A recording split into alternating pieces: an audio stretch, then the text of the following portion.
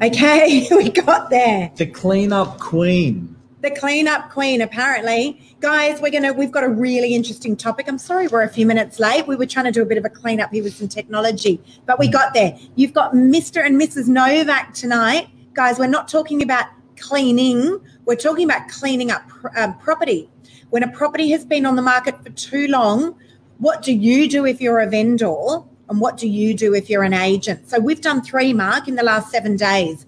3 cleanups of properties that had been on the market for way too long. Sensitive topic. Yeah, it is. Sensitive topic. It is a sensitive We've got to topic. be diplomats dealing with this topic. Of course. And it's you know what? It's very common. It's very common that a job won't get done and someone has to come in behind and do the job properly. And we're not professing to be. Look, we've learned a lot over 15 years, and there's some really good little tricks, and we're even do it internally. So it's so much so that sometimes we don't see as agents something we can get done to get a property sold, and internally us agents would talk or add improvements to what we can do. So Lisa's often hassling me on my campaigns and what things I should do. And you know what? Every agent has something that they bring to the table. Some agents are great at the negotiation. Yep. Some agents are great at the marketing. Some agents are great at the social media. And then as agents, sometimes we just don't see that 1% that could have been done in order to get the sale done. So let's talk about the 3, Mark, that we've done in the last 7 days, because it's definitely not luck. It's definitely strategy. And of course, we know a big part of it is social media, but we don't want to necessarily just focus on that. The first one actually was one that was here internally within our office. Yep. It was a beautiful property. And something that I think we should headline with is the 3 Ps.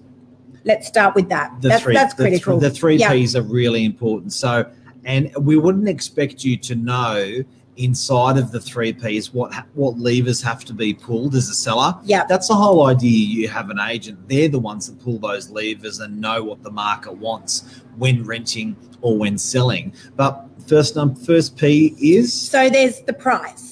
All right, there's the price that you're actually going to go out to the market with. Now, we're great at doing this because a lot of the stuff that we do is actually pre-market. Now, not only can you get your property sold pre-market off social media, which obviously we promote a lot, but in the event that it doesn't get you sold pre-market, it allows you then to throw the dart when you actually need to effectively launch out to those property portals. Yep. Because you've heard this amazing buyer feedback in terms of where the property sits price-wise. Yep. So if we ever do need to launch out to what we call our plan B, which is getting onto those real estate portals, we know exactly where to throw the dart in terms of pricing. But often an agent will go out to market and price that property just too high, and then you're going to crash and burn. It's very hard then to try and come back. If you've set a price guide at, let's say 2.5 to 2.6, and you've gone too high above the market, what we call above the market, not in the market, it's very hard then to bring that pricing down. It's a great way of burning a great campaign and also a relationship with a vendor. And also price can be used as promotion. We're going to talk about another P in a second, which actually is promotion, but let's not go into that promotion yet. But price can be used as promotion. So you can actually poison an incredible advertisement with the wrong price. You can throw fuel on the fire on an incredible advertisement. Yeah. So you have a can of Coke and you're trying to sell that for $1,000. It doesn't matter how good your advertising campaign is, you're going to spoil that can of Coke. You have a can of Coke and you're selling it for 5 cents and it's worth $5. Yeah. You're going to have a crack of a product with a cracker campaign. So it is going to help stunt or it is going to grow your campaign by having that price right. Pricing's huge, so that's one of the P's. The second P that's critical when you're marketing a property. Now, this is if you're starting off marketing a property fresh, or if you're doing the cleanup like what we've just done. We are going to talk you guys through shortly how we did it as well. Luke's jogging us through as well he's on the 3 Ps. Hey, Luke. Price, spot on. Thank you, buddy. Yep. So the next one is the actual product itself. So we're talking about the 3 Ps. So the next one's the product itself, which is the property. How is the property presenting? If it's not presenting well, what are the things that we could do that maybe could improve that? Obviously, without having to do things like massive renovations and things like that, we need to be mindful. Yep. Can I give everyone an example of something that I did today? So we're selling a beautiful property at the moment, and a lot of the buyers are coming through and saying, don't love the fact that you can see the driveway. So I sat over the weekend just thinking, what can we do about this?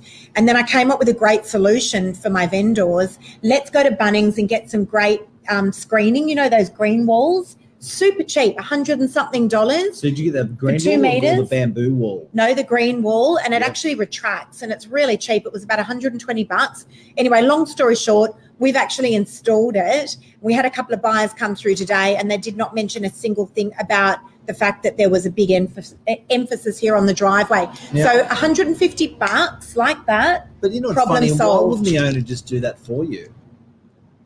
So look, here's the thing, guys. When an owner's been living in a property for so long, like what we do, Mark, you're living in your home for so long, you're not seeing things that a fresh set of eyes is seeing. And I think as agents in an industry, we often forget to step back and look at it from the outside in and say, like a Rubik's Cube, like, let's maneuver this around and see if there's another way that we can do this. And you know what? Sometimes it's a journey, guys. So sometimes you actually have to get to base 1 to get to base 2. You have to get to base 2 to get to base 3. So I think that, you know, as an agent, I wouldn't beat myself up too much about why didn't I put that screen up on day 1, or as an owner, but it's part of the progression of that campaign. So it is. Have you got a photo how it looks? And again, listening to that buyer feedback. So listen to what the buyers are saying, because not all buyers are coming through. I don't know if you guys can see that. Yeah, we're sideways. And then we'll go up there. So problem solved. Problem solved. It looks a bit military in there. Yeah, I got to say, I did a video actually, which we won't go into now, but I did a video. It looks awesome. It looks awesome. Not only that, it still allows a whole lot of light to come through. So the product, how's the product presenting itself? And then we've got the promotion. So that's the 3rd P. Do you want to cover promotion, Mark? Promotion. Now, again, there's your standard stuff, right? So with promotion, you know, as we talk about at Novak all the time, there's your traditional promotion and there's your non-traditional promotion. Yep. So the non-traditional stuff we see, which is the instant media and the video content, that sort of information. And then the traditional is your realestate.com.au, your email database, your agent website. Yep. So, you know, getting those things right in promotion are great. Now, they're marketing tools, but promotion is also, you want to have, you want to give that property a bit of an angle or a bit of an edge, or what we call cut through. So there's nothing like just having, you know, even having a little bit of fun, even having a bit of being a bit cheeky with your campaign, and people will enjoy that journey with you. So I think it's very, very important with promotion to be in good spirited. If you look at some of the greatest television commercials ever made, they've all got a little bit of humor in it. They're all a bit edgy. So I think you have to push yourself. And you may even have to explain yourself to your vendor, or you may even have to explain yourself to your landlord, just saying, look, we're trying something different. We're just pushing a little bit more. And they don't mind. I think, you know, they love that you're trying. We have to remember as agents that we're the specialists, you know, and so they're employing us for all of the knowledge that we have. And, you know, look, we're never scared to take those risks where marketing's concerned. But I think industry-wide, it can sometimes get a little bit stale. Yep. And I think the industry's great at copying what other people do, as opposed to doing things that are going to really make them stand out. Marketing is a massive part of it. That cookie cutter approach is just so easy to do. It's a huge part of it. And I always say less is more with regards to marketing. You've got 3 seconds to capture people's attention. And that's not just on social media. That's right across the board. People are on realestate.com or Domain and they are trolling through hundreds of properties. Do something, for God's sakes, guys, that's going to make that property stand out over and above other properties on there. And guys, I'd love your feedback and your interaction tonight. Have you ever had a campaign where you haven't had something sold or rented with an agent or just in general in the marketplace? What did you do to get that done? Like, very easy. I'd love to know a bit of feedback there. Luke, thank you for your help here as well. So Luke's bit of a legend there. So let's talk about the cleanup, because that's what we're here to talk about tonight. Let's talk about some real stories. First of all, we're going to talk about a story that actually happened internally within our own office. An agent that had listed a property, a great property, and it had been sitting on the market for months. And sometimes what we will do if that happens, because we can cross-sell in our office, is the agent will turn to other agents and say, guys, who would like to come on board with this now as a listing agent with me, a fresh set of eyes, and freshen it up. Very non-stubborn agent. Yeah.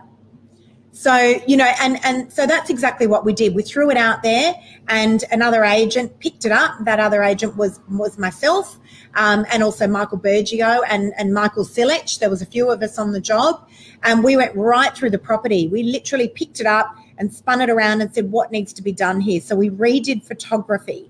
We redid virtual furniture. Destroyed my office umbrella. Well, so one of the critical factors that kept coming up there was a satellite dish in the backyard next door, and that was a big sticking point. From a local terrorist cell. They had a 2-meter satellite dish next door, and I actually, it wasn't me.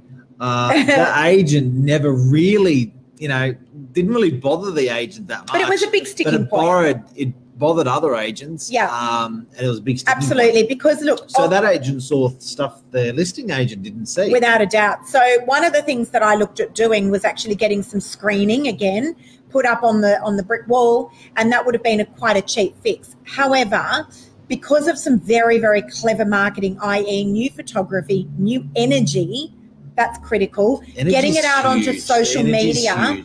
That's New energy is huge. Because after a few months, an agent can go stale, energy levels can drop. It's sad. And you start to lose your mojo. Buyers can feel that. They can, absolutely. Anyway, long story short there, we ended up getting a record price in a matter of days for that particular property. So that's internally.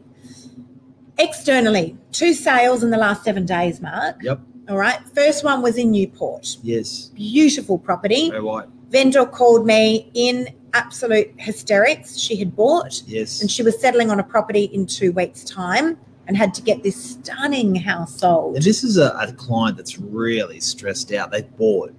Yeah, she'd bought. And you're thinking. She had a 6-month settlement, Mark. She thought she had plenty of time. Yeah, and you're thinking, my God, this is the second agent she's on. Yep. Stressed as, what do I do? Who do I call? So call Lisa Novak. She came through to me as a referral via social media, and we very quickly had her listed and redid new photography. We dropped in virtual furniture, and I said to her, we will do an open home every single day until your property is sold. That's huge. Every single day until your property is sold. What agents say that? What agents do that? So that's exactly what we did. We completely freshened up that campaign. Now, you love a bit of virtual furniture. Love. Yeah. That's probably one of your favourite tools. Well, first point of contact is massive. So if you're not getting people even looking at your listing online, you're in big trouble. You're in big trouble. You've got 3 seconds to capture people's attention. It better look good. Now, for the lame people out there, virtual furniture, furnished room, crazy person on a computer, takes out the furniture in that room, puts in different furniture in that room. Yep. Couches, lounges, different colours, artwork, something on the telly, like virtual. Now, it's more than that, Mark, because I don't just send it off over to wherever, Malaysia or whoever does the virtual furniture for us, I actually choose what virtual furniture is going to go into the property. So I looked at this property and said, Newport, this is going to be, I believe this is going to be an eastern suburbs family. It's going to be someone out of area, and this furniture needs to look luxe. It needs to look beautiful. Okay. The property needs to present well. So you picked the target market, who you thought was going to buy the property, and then furnished it accordingly. Wow. Now, on top of that, this is a property that, in all honesty, I couldn't believe that it hadn't been sold because it was so beautiful. But guys, you can imagine a property that has been sitting on the real estate portals for 6 months is pretty stale. So it's a matter of not just taking those photos and reusing them and just putting a new brand on there. It's a matter of burning a whole campaign, remasking it and rebuilding it again so that it looks fresh, so that buyers feel like they've never actually seen the property before. Yeah, you've got to be pretty powerful to do that, because it's a bit like building a sandcastle, smashing it and building it again. Yeah. It's sometimes it's your baby. It could be an art. Like it could actually be an art, but we literally dissected the whole campaign and rebuilt it again. Now, bear in mind, guys, we were on a very short time frame. We had a vendor who had 2 weeks to settle on a property that she had purchased 6 months ago. So the stress levels were up there, and I had said to our team, we are not going to stop doing these open homes day and night until this property is sold. So she listed with you on a... She listed with me on I think it was the 9th of October off the top of my head. And by the 18th of October, we were sold unconditionally. And she was on for great money, for phenomenal money. Yeah. Now the 10 days. On the market for 250 days prior. Yeah. 10 days actually included we had to get new photos done. Photos had to come back virtual. We removed a tree. We did a lot. We cleaned up things that, I didn't like, that I saw about the property that I felt were letting it down. So that's cleanup 1? That was cleanup number 2. 2? Cleanup number 3? Oh, sorry. Those. Can I also just add, critical part, went out all over social media. Massive. Nuts. Went out to a whole new tribe that had never seen it. Well, that's right. And that's important. And I had a number of offers. That's important because all of our reps in the business have been building their brand online for more than 20 years. Yeah. So someone like Glenn Higgs, for instance, he's got this massive surf fraternity, this massive surf culture, massive bunch of buddies on there. They naturally, buddies follow buddies, and buddies buy. So Glenn's been a particular animal the last 2 years, building up his 20-year tribe. Yeah. So now when Glenn posts something, his whole network, boom. 100%. You've got the same lease. Yeah. You've been building up a huge following, a lot of interaction, big tribe, particularly local, even through the UK, international, bang. So it's going out to all these different tribes and all these different groups via social. 100%. And, I'm always amazed, even with the amount of social that I do, I'm always amazed that there's a tribe of people that are out there that never even saw that property on those real estate portals. They're just not actively looking on there. Yep. I'm always surprised about it. I had a number of offers come in via my social media on Newport. But again, phenomenal, amazing result for this vendor. Then there's a third one that happened on Saturday. So 51A, hello, Christy, hi. 51A, the Crescent in DY. A beautiful property. You guys would have seen it all over our socials. I called it the beach house on the cusp of North Curl. Yep. Beautiful views.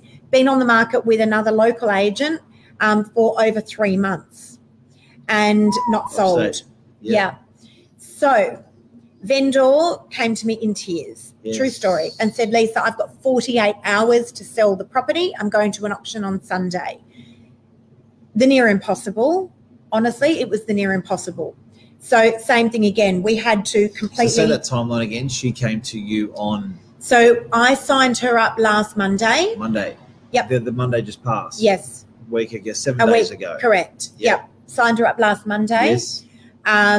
We had her live by Tuesday afternoon, I think it was. We literally had 48 hours to get her sold. The whole team went through Monday. Whole sales team went through. On the same day. Yep, correct. Yeah.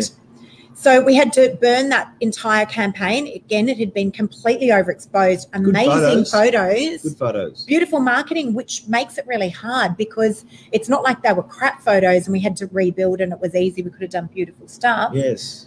They were beautiful photos. We had to burn the whole campaign, remask it again, rename the campaign, and out we went. Social media, realestate.com, domain. We went everywhere.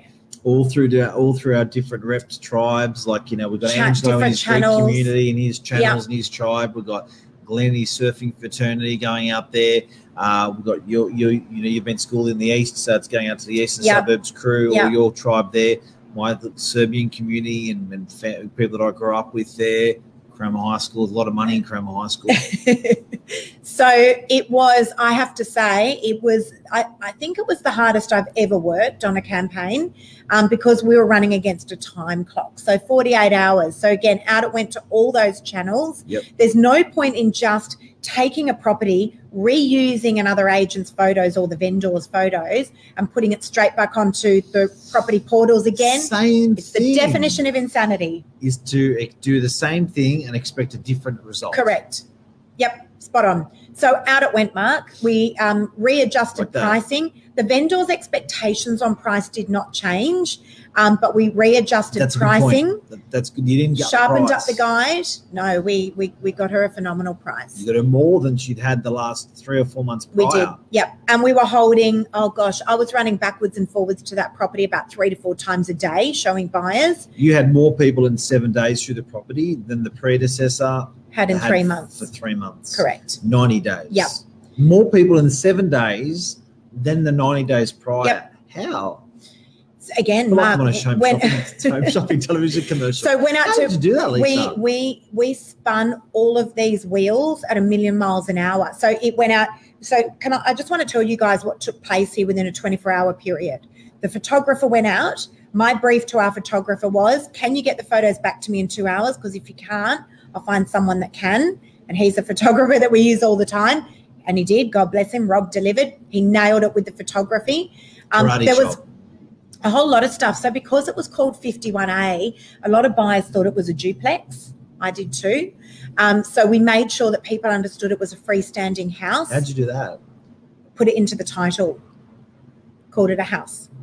The house on the cusp of North Curl Curl. So there's a difference between DY and North Curl Curl. North Curl Curl is an extremely appealing area, not to say DY is not, but property prices change significantly between the two suburbs. And this house literally sat on the border, So there's probably a 30% difference in those two suburbs. You promoted the fact that it was on the cusp. Which it is. Right? Yep. Which we affectionately in the team have used that a lot more since then. And then redid photos. You really, really emphasize, guys, this is a house.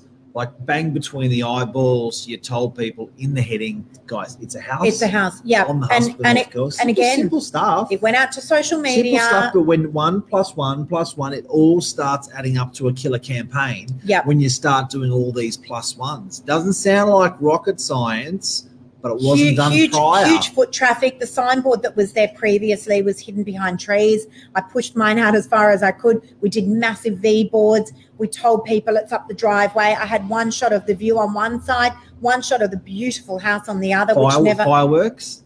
Fireworks. Yeah, we had Brazilian dancers going up and down the street. We hired dwarfs.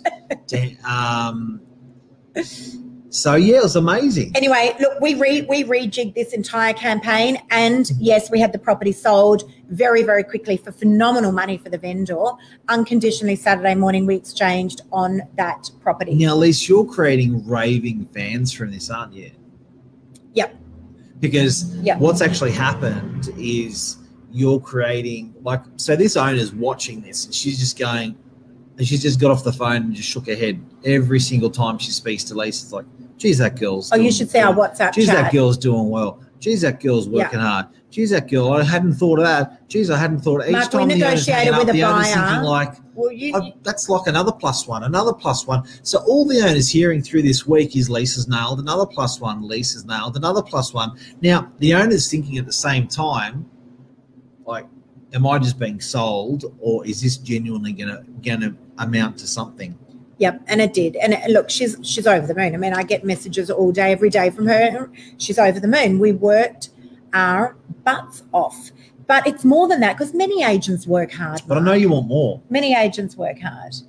It's about taking a step back, turning the campaign upside down, pulling it apart, and put it back together again, and push the boundaries. Anyone that said to me, it can't be done, I said, that's fine, I'll find someone who can, thank you.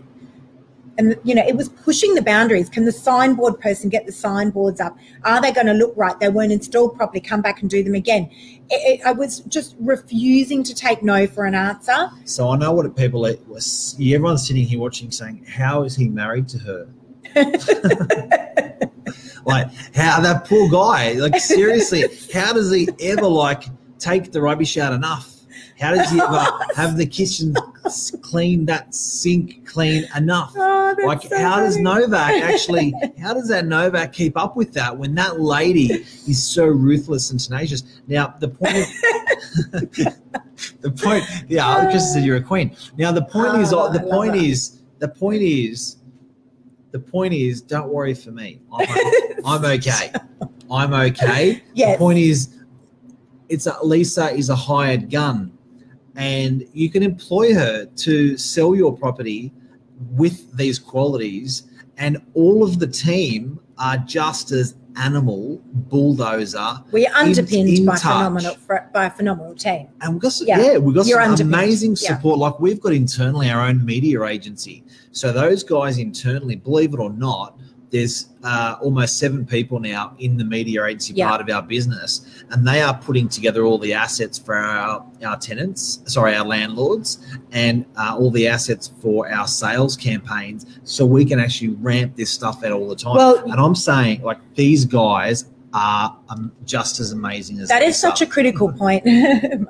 That's such a critical point, because, you know, if we were relying on third parties, it's possible that Emma says we're cute. It's possible. Thanks, Emma. It is possible that these sales may not have come to a fruition. If you're waiting on third parties, you know, you've got to have the internal resources.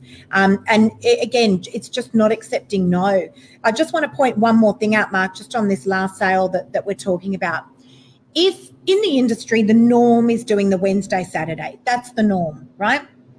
Had we have just done the Wednesday, Saturday open, which most agents would have potentially done, these sales, actually none of these sales would have come to fruition. It was only because I had said we're going to do an open every day until these properties are sold. The buyer came through on a Thursday. Now, he would have missed the Wednesday open, and he wouldn't have waited for the Saturday open rather, because he was going to another auction on that Saturday. We would have missed him completely, and the deal likely wouldn't have gotten done. How did you locate the buyer? I haven't had time even to dig it up, but I believe that this buyer actually came through Facebook. I have to dig it up. I haven't even had time to do it. We've run at a million miles an hour. Now, something I also want to mention to people is, I had a client the other day say to me, and I've got to put it like this, because I've always been comparing myself to a doctor. And because I went to Cromer High School, and I didn't. You just think you're a doctor because you're wearing that vest tonight. I didn't do a degree, you know, it sort of doesn't gel. But he said to me like this, he goes, you know, when you take your television to a guy to fix, when that used to happen, he said the guy would like tweak something in the telly for 1 or 2 minutes and go $200.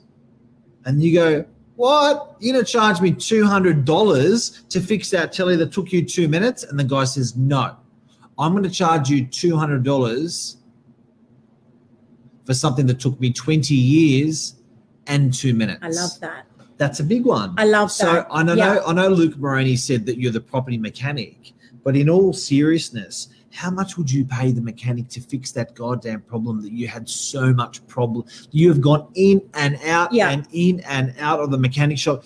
How much would you pay just to have that freedom of like, it is done? And that's something that a talented agency, good support, good people, a talented, good sales colleagues, a talented agent. How much would you pay to just make the problem go away? Give me sold, 100%. Make me sold, and that person just comes in and goes, yeah, and then bang, the car starts. Can I just add, Mark, someone actually wrote something on my social media today and said, yeah, you probably sold them cheaply. And I didn't respond. You okay with that? No, I didn't respond because I think that's what the industry would think. Oh, well, that's all right. You probably just sold them cheaper than the other agent who'd done all the work for you. That would have been communist for sure. The short answer is actually these three properties actually achieved record money, more so than what the vendors actually thought they were going to sell for. Well, at least they were north of, like, this one in the Crescent was north of the highest offer in 90 days with another agent. Yeah. So, like, I know, and something that we have to mention is that you've been using a term called post-market. Can you explain that? Yeah. So you guys hear me talk all the time about the pre-market strategy, where a lot of, people in the industry, sometimes I think people have gotten used to it now. It's taken traction, that word. But, a lot of people in the industry say, well, did a property sell too cheap if it hadn't actually gone onto the real estate portals? The market wasn't tested. But now, what about the post-market? What about when a property has sold after it's been sitting on those property portals, maybe for too long? I'm talking months and months and months, and hasn't been sold. And then an agent like myself or like any of us here at Novak sell that property for phenomenal money. That's the market's well and truly been tested because you've had hundreds of buyers come through, and then we're able to achieve an offer that is well above what some of these other agents have been able to bring to the table. So pre-market, you do get people having a dig at you, saying, I think people are used to it. It's taken traction in the industry now. How do you know you got the best price? By applying your strategies, doctor, mechanic. So and now you come up now. The team's doing post-market. This is post-marketing. So it's after it's had a normal traditional campaign, still getting a better result. Phenomenal result. Yeah, phenomenal result. So, guys, I think, look, there's another message I want to get out just before we finish up because we're going a bit over time. You're talking a lot tonight. A lot. This is a great topic. You haven't really... this is a great topic. Actually, I think if most people watching, they'd be thinking... You know what I'm saying? I do. Yeah. I just want to say though, for those of you vendors that are out there that maybe are watching this and have been sitting on the market for too long, or you feel like your agent just simply hasn't achieved a result that, exceeds your expectations or is in line with your expectations, often there's a way out. Often there is a way out. So these two vendors thought that was stuck really good point. In agreement. Very, very good point. And they absolutely, most definitely were not. Yeah. You do not have to be in something that you do not want to be in. Most decent, genuine agents will help you get out of an agreement if they haven't been able to give you an offer that you're happy with. If they've just simply hit a brick wall and they don't know what else they can do, most genuine agents will do that. That's a really good point. Yeah. Really most genuine agents will conjunction, if need be, with another agent to get the deal done for a vendor. That's the right thing to do, in my opinion. But there is a way out. You don't have to be stuck in something that you don't want to be in. Sometimes, not always, the agent that you sign up with is not always what it appears to be when you've gotten into a campaign, i.e. the assistant might turn up. Isn't that true? Yeah. Well, that's a good one. You've often got the gun agent. They're signing you up and you don't really see them again. That hurts. Yeah, I believe that could have happened on one of these campaigns. Anyway, without going into that, guys, we hope that has been of benefit to you. Yes. If this is advice that you think could help someone out there, please share it. We'd be very grateful. We are always here to help. Even if someone's got a question, if you're an agent or if you're a vendor, reach out to us. We're always here to help you guys. I think that's a wrap. Love I think I talked a lot tonight. You did. See you guys. It's good that you did really well. See ya.